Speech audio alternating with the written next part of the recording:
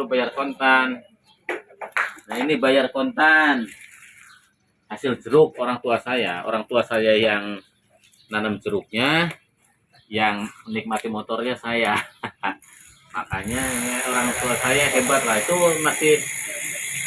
masih sehat sampai hari ini. Tapi walaupun beli motor, orang tua saya sampai sekarang nggak bisa naik motor. Dari dulu pernah belajar dulu nyungsep kan nggak bisa sampai hari ini.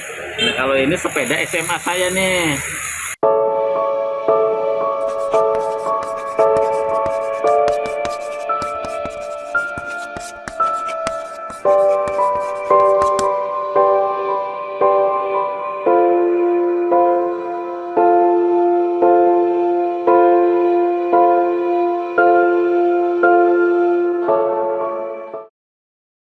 Assalamualaikum warahmatullahi wabarakatuh. Selamat pagi menjelang siang semuanya. Ini kita lagi pulang kampung di Pangandaran. Ini udah mau berangkat lagi. Ini lagi pada kumpul tuh sama nengok orang tua. Jadi takut nggak bisa lebaran di sini, pulang duluan. Tapi mudah-mudahan nanti bisa pulang pas lebaran. Nah itu orang tua saya nih. Ini orang tua saya usianya udah 90 berapa Pak? 100 lah. Wah, benar. 98 ya. Sekitar segitulah, 100 kurang. Jadi ini udah jadi sekampung ini paling tua ini orang tua saya ini. Paling tua, udah nggak ada lagi generasinya. Jadi kakak-kakaknya, adik-adiknya udah meninggal, tinggal satu. Kakaknya udah meninggal. Nah, ini tinggal orang tua saya saja. Jadi mudah-mudahan nanti masih bisa ketemu lebaran, masih bisa lebaran bareng sama bapak saya. Tapi ini masih sehat, masih taraweh, masih kuat berdiri. 12 rakaat udah masih bisa berdiri. Padahal ini dulunya ini tukang 11 rakaat masih bisa berdiri. Nah, ini masih kuat. Ini dulunya tukang ke sawah.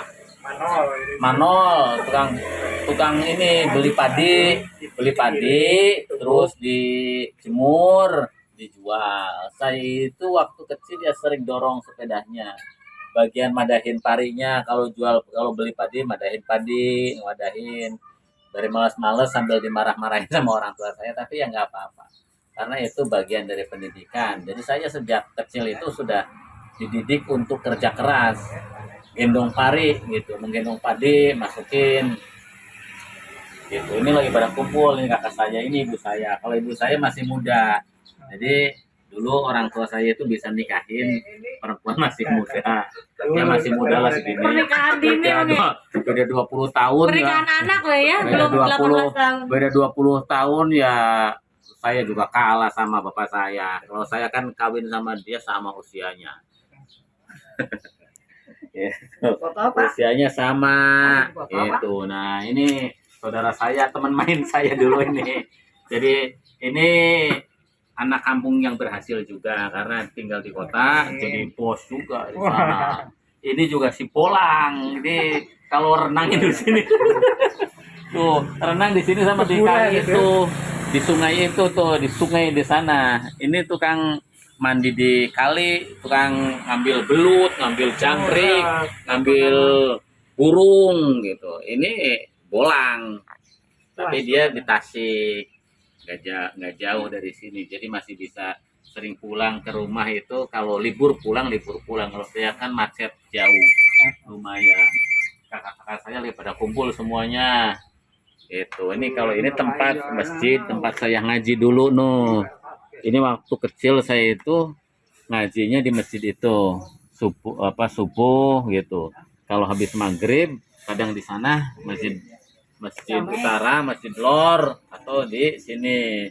Nah ini setiap sholat itu saya pasti berjamaah di sini dulu waktu kecil. Jadi dari usia SD kelas 4, kelas 3, kelas 4, kelas 5 itu udah dididik sejak subuh itu udah pasti harus sholat di masjid ini sama orang tua saya. Nah, orang tua saya itu termasuk orang tua yang galak. Kalau kata teman-teman saya di sini tuh guru paling galak kalau ngaji itu orang tua saya. Kalau anak-anak yang sekampung sini bisa baca Al-Quran itu karena bapak saya guru ngajinya dulu dan galak banget. Dan saya di sini itu dulu waktu kecil kalau nggak ngaji subuh, nggak baca Al-Quran, pasti nangis. Orang tua saya itu ibu sama bapak sering berantem karena saya nangis, dididik baca Al-Quran, nggak bisa.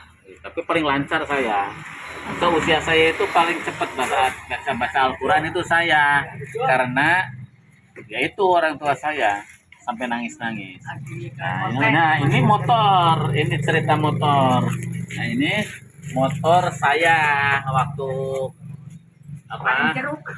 Yang dari hasil jeruk itu. Ini beli motor ini, orang tua dibeliin motor sama orang tua tahun 96-an. Nah, ini dulu suka dipakai kuliah, suka dipakai kegiatan acara-acara gitu. Dipakai apel, dipakai itu menjemput doi itu Cikalong, di Tasik, di Bandung, di Bandung, di Purwakarta. Ini masih bagus. Plat nomornya tuh bahas. Ini plat nomornya ini murah, mana karena motornya kan udah nongkrong terus di gudang. Ini Astra Grand. Tahun? Ini Astra Grand tahun 96. 94 ya. 94. Ini masih orisinal semua. Ini paling bagus dulu motor. Belum ada isu kredit. Belum, enggak. Ini bayar cash. Bayar kontan ini. Dulu bayar kontan. Nah, ini bayar kontan. Hasil jeruk orang tua saya. Orang tua saya yang nanam jeruknya, yang menikmati motornya saya. Makanya orang tua saya hebat lah, itu masih sehat sampai hari ini. Tapi walaupun beli motor, orang tua saya sampai sekarang nggak bisa naik motor. Dari dulu pernah belajar dulu nyungsep lokan, nggak bisa sampai hari ini. Nah, kalau ini sepeda SMA saya nih. Ini waktu SMA saya pertamanya pakai sepeda yang jelek banget. Ini dulu baru. Ini baru, sekarang udah apa? Udah karatan. Tapi sama saya nggak boleh dijual, ini harus tetap dipakai aja. Nanti nggak boleh dijual ya. Karena yang dulu yang warna biru, yang satu lagi hilang, dijual ya. Sama mulisin, sama kakak saya nggak ada. Ada lagi yang kecil. Saya punya waktu sepeda mini dulu kecil waktu SD, itu juga dijual. Maklum nggak punya uang kali dijual sama orang tua saya. Yang biru kalau ini dulu masih baru, ini juga jadi jeruk. Ini jadi jeruk. Ini dulu saya ke sekolah itu sekitar 10-15 kiloan lah. Banjarsari pakai ini itu SMA. Belum ada motor. Udah ada motor tapi nggak kebeli. Tapi ini masih bagus dulu. Kalau yang satu lagi udah jelek. Terus udah kelas 3 dibeliin sepeda ini. Saya masih pakai sepeda itu. Terus sepeda ini dibelikan masih baru. Ini merek Ponik kalau nggak salah. Ponik. Nah, nih mereknya Ponik. Oh, bener Ponik tuh, merek Ponik. Kalau sekarang kan anak-anak udah nggak pada yang pakai sepeda ya, karena udah banyak motor, terus orang tuanya banyak duitnya, jadi ya pada naik motor semua, anak-anak SMP juga. Padahal oleh kekuatan. Oh ini nih kasih ini degan. Ini degan ini warna kuning, bukan warna politik ini, bukan. Ini karena pendek itu pohonnya di situ. Pohonnya pendek. Masukin. Karena pohonnya pendek di sana tuh. Asli. Nah, pohonnya pendek di situ tuh. Jadi bisa langsung diputer. Lagi musim panen di kampung. Jadi pada sibuk ngejemur tuh, pada situ ngejemur. Oh, lagi pada situ ngejemur. Oh, ngejemur.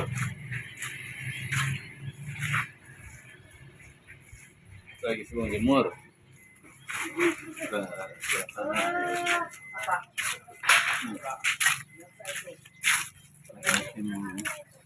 Lagi musim apa? Panen. Nah, orang tua saya itu rajin banget. Ini walaupun udah tua usianya, ini masih mau bercocok tanam tuh di belakang. Masih mau nanam sayur-sayuran, gedang itu penuh pohon pepayanya banyak banget. Masih nanam segala macam ada ini. Oh, tuh dipatulin juga, produktif. Karena orang kampung udah tua juga produktif. Di kampung itu dulu orang-orangnya dididik untuk produktif. Di belakang juga kan tanemin sayur-sayuran. Jadi banyak hal yang harus kita tiru, kita pelajari dari kebiasaan orang-orang kampung. Jadi pendidikan kampung itu pendidikan yang mulia, pendidikan di kampung itu pendidikan yang linuhung. Jadi kalau hari ini saya banyak menerapkan kebijakan pendidikan di Purwakarta, itu salah satunya saya ambil dari nilai-nilai yang hidup di kampung. Nilai-nilai yang dididik dari orang tua saya, dari saudara-saudara saya di sini untuk bisa berkembang, bertumbuh menjadi pribadi-pribadi yang mempunyai karakter. Jadi kalau di Purwakarta hari ini ada kebijakan beas perelek itu yang seminggu dapat 16 ton itu saya ambil dari kampung sini pelajarannya. Itu kebiasaan saya dulu kalau bulan puasa, kan saya aktif di Ikatan Remaja Masjid, nggak punya modal untuk kegiatan, untuk beli hadiah-hadiah. Nah waktu itu setiap rumah di Purwakarta di sini di kampung saya itu setiap sore harus iuran, harus nyumbang selama bulan Ramadan untuk kegiatan Ramadan di masjid di Remaja Irma. Jadi setiap hari itu di jadwal anak-anak kampung sini untuk ngambil ke tiap rumah satu gelas dikumpulin selama 30 hari. Setelah itu digunakan untuk kegiatan Ramadan. Dan itu saya adopsi menjadi kebijakan di Kabupaten Purwakarta untuk anak-anak sekolah agar apa? Agar mereka mempunyai rasa kepemudaan sosial, membantu sesamanya untuk bisa menyelesaikan masalah mereka, menyelesaikan anak-anak yatim, jompo. Setiap hari Kamis yang dikasih itu mendapat 15 kilogram, 15 liter. Dan itu dari sini, dari kampung sini. Dan banyak hal lagi. Kalau hari ini saya menerapkan kebijakan bagaimana di Purwakarta itu pendidikan keagamaannya itu diperdalam, diperkuat. Itu karena apa? Karena saya mengalami pendidikan keagamaan dulu di rumah, di masjid dengan baik. Saya pengen anak-anak di Purwakarta itu di sekolahnya mendapat pendidikan keagamaan, pendidikan tambahan, agar mereka walaupun tidak pesantren, mereka mendapatkan ilmu-ilmu keagamaan dengan baik. Saya terinspirasi dari orang tua saya yang mendidik saya ketika kecil ngaji di sini, di masjid ini. Oke, jadi apa yang menjadi tradisi kemuliaan di kampung itu harus terus dilestarikan, harus tetap dikembangkan di mana saja. Walaupun kita sudah hidup di kota, tapi kebiasaan kampung itu adalah tradisi kemuliaan yang harus tetap kita pertahankan.